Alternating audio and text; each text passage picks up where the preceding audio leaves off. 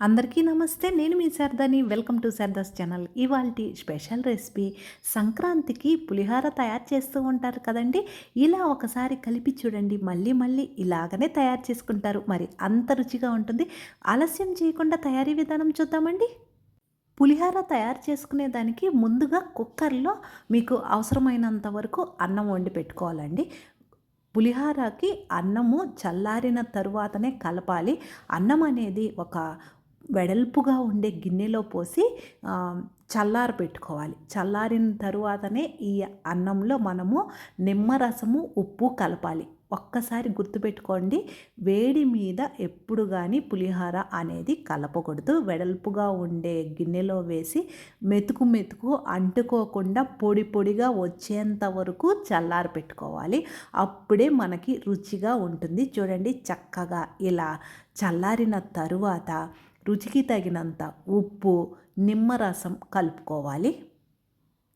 చాలామంది తాలింపులో నిమ్మరసం వేశారండి. అలా వేసి చేదొస్తుంది.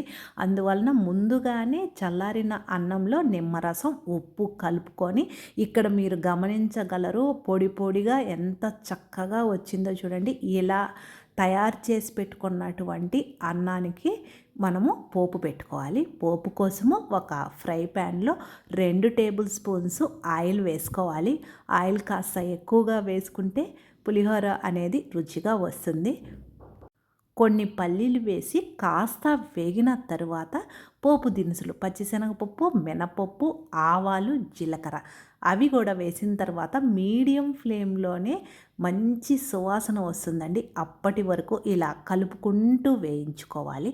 ఇలా వేగిన తరువాత ఇందులో కాస్త కరివేపాకు, ఎండుమిర్చి ముక్కలు, చల్లమిరపకాయలు అంటారు కదండి, మజ్జిగ మిరపకాయలు, 1 స్పూను పసుపు, అర స్పూను ఇంగువ వేసి ఇవన్నీ కూడా చక్కగా వేయించుకోవాలి. మీడియం ఫ్లేమ్లోనే చేసుకోవాలండి. ఇదంతా హై ఫ్లేమ్ పెడితే మాడిపోతుంది. అందువలన ఇలా తయారు చేసుకున్నటువంటి పోపుని మనము చల్లార్చి నిమ్మరసము, ఉప్పు కలిపి పెట్టుకున్నటువంటి అన్నంలో ఈ పోపు కలుపుకోవడమే.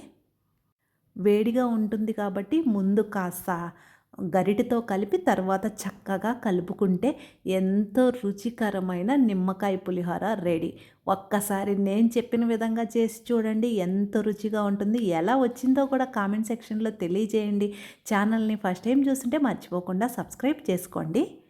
తక్కువ టైంలో ఎంతో రుచిగా చేసుకునే ఇలాంటి పులిహోర పిల్లల లంచ్ బాక్స్లో పెట్టివ్వచ్చు. నైవేద్యంగా కూడా పెట్టవచ్చండి. నైవేద్యంగా పెట్టేటప్పుడు చల్ల మిరపకాయలు వేయకుండా మామూలుగా మిరపకాయలు వేసుకుంటే సరిపోతుంది.